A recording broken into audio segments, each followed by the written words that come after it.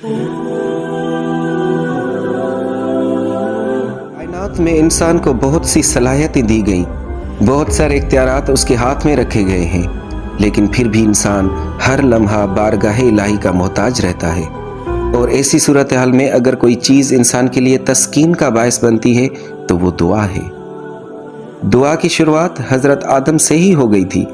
दुआ का तरीका समझाने और बताने का मकसद सिर्फ यही था कि दुनिया में इंसान हर लिहाज से इख्तियारात रखने के बावजूद भी खुदा का मोहताज रहेगा। सूरह बकरा की आयत नंबर 37 में अल्लाह ताला का फरमान है, उस वक्त आदम ने अपने रब से चंद कलमात सीख कर तौबा की, जिसको उसके रब ने कबूल फरमाया, क्योंकि वो बड़ा माफ़ करने वाला और रहम फरमाने वाला है। चुनाचे दुनिया की पहली दुआ की इब्तिदा हुई, जो कि आदम और हवा ने खुदा से की, जिसका जिक्र सूरह अराफ में कुछ इस तरह है, दोनों बोल उठे, ए रब, हमने अपने ऊपर सितम किया, अब अगर तूने हमसे दरगुजर न फरमाया और रहम न किया तो यकीनन हम तबाह हो जाएंगे। दुआ का तरीका अल्लाह ताला ने बहुत सारी जगहों पे बताया है। दुआ का तरीका ये है कि बराह रास्त खुदा की ज़ात से मांगा जाए। किसी की हुर्मत या वास्ते से मांगना खुदा की शान में गुस्ताखी और सिरात मुस्तकीम से हटने के बराबर है। दुआ इबादत का खुलासा है। इंसानी हाजात और जज्बात का मरक्का दुआ ही है।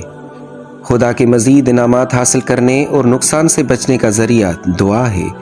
इंसानी ज़मीर का बोझ हल्का करने का बेहतरीन तरीका दुआ है।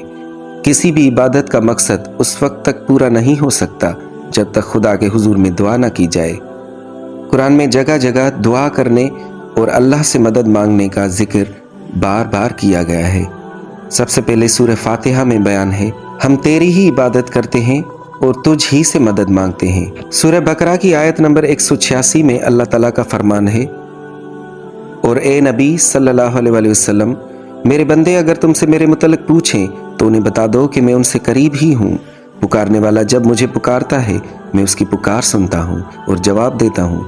लिहाजा उन्हें चाहिए कि मेरी दावत पर लब्बैक कहें और मुझ पर ईमान लाएं। ये बात तुम्हें उन्हें सुना दो, शायद कि वो राह रास्त पालें। सूरह काफ की आयत नंबर 16 में अल्लाह ताला का फरमान है, हमने इंसान को पैदा किया है और उनके दिलों में उभरने वाले वसवसों तक को हम जानते हैं और हम उसकी शहरत से भी ज्यादा करीब हैं। सूरह अराफ की आयत नंबर 55 में अल्लाह ताला का फरमान, अपने रब को पुकारो गिड़गिड़ाते हुए और चुपके चुपके, यकीनन वो हद से तजावज़ करने वालों को पसंद नहीं करता। सूरह सजदा की आयत नंबर 16 में अल्लाह ताला का बयान है, उनकी पीठें बिस्तरों से अलग रहती हैं, अपने रब के खौफ और तमा के साथ पुकारते हैं। यही अंदाज ही दुआ का असल तकाजा है। ऐसे मांगी गई दुआ ही अर्श मौला तक रसाई हासिल कर सकती है और मशीयत के लिहाज से कबूलियत का शर्फ हासिल कर सकती है। इसी सिलसिले में हम अंबिया अलैहिस्सलाम की दुआएं बयान करते जाएंगे और उन दुआओं का मुख्तसर पस मंज़र भी बयान करेंगे। अल्लाह हम सबको हिदायत के रास्ते पर रखे। आमीन या रब्बल आलमीन।